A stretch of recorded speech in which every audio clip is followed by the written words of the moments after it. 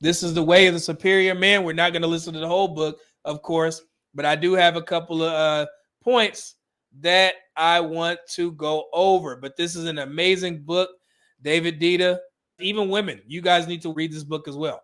So let's get to it. Enjoy your friend's criticism.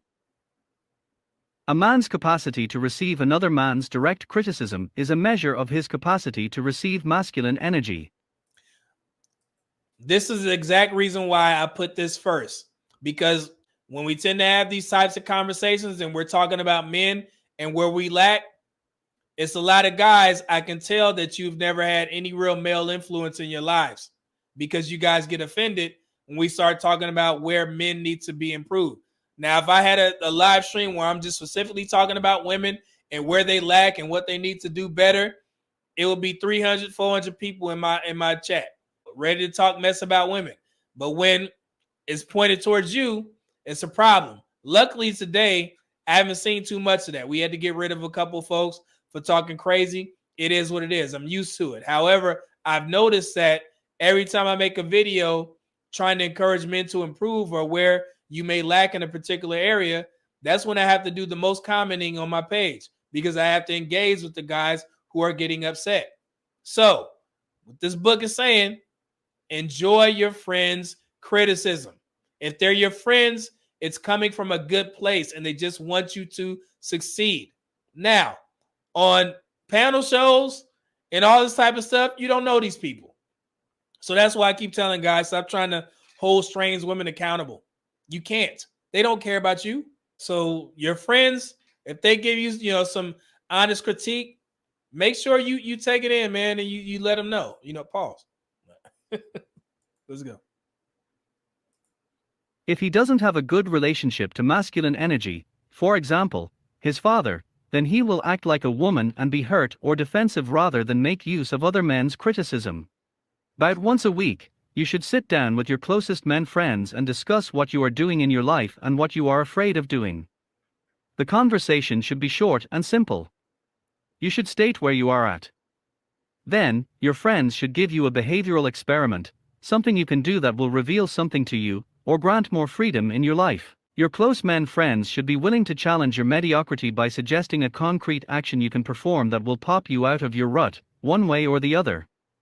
And you must be willing to offer them your brutal honesty, in the same way, if you are all to grow.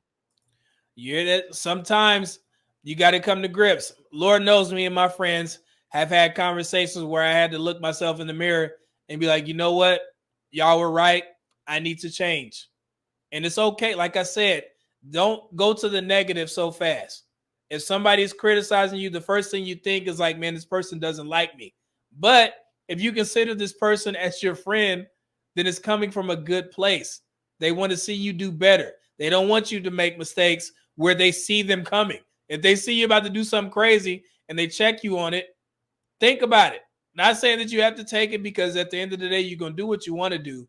But if it's a friend, if it's a good friend, he's looking out for your best interests as well, as same thing that you're doing for him. It's good to have a strong circle. You got to have a circle of guys where, you can celebrate the good times, but you can also hold each other accountable when things go bad. And that's not something that's driven by what women like. I see women talk about this all the time. They're like, well, why did you tell your friend? Men don't tell their friends that they shouldn't cheat or whatever. Yes, we talk about all this type of stuff. We talk about everything. Everything that men do is not to appease women. And I think women in these spaces need to get out of that mindset to where they'll say things to where to make them, quote unquote, better for them on the dating market. No, nothing that I tell you guys on this platform is in response to what women are doing on the dating market. I don't care. I don't care what women say they want or what they intend on doing. It doesn't matter, because I'm going to get mine regardless. If I was on the dating market, that's the approach that y'all need to have. Who cares? $100,000. I want a man 6 feet. Okay. Get your ass on the dating market. Do what you need to do. Get what's yours. I don't care what women are doing on the dating market. Doesn't matter. Let's go. Good friends should not tolerate mediocrity in one another. If you are at your edge, your men friends should respect that, but not let you off the hook. They should honor your fears, and, in love, continue to goad you beyond them, without pushing you. If you merely want support from your men friends without challenge, it bespeaks an unresolved issue you may have with your father, whether he is alive or dead. The father force is the force of loving challenge and guidance. Without this masculine force in your life, your direction becomes unchecked, and you are liable to meander in the mush of your own ambiguity and indecision. Your close men friends can provide the stark light of love, uncompromised by a fearful Mr. Nice act, by which you can see the direction you really want to go. Choose men friends who themselves are living at their edge, facing their fears and living just beyond them. Men of this kind can love you without protecting you from the necessary confrontation with reality that your life involves. You should be able to trust that these friends will tell you about your life as they see it, offer you a specific action which will shed light on your own position, and give you the support necessary to live in the freedom just beyond your edge, which is not always, or even usually, comfortable.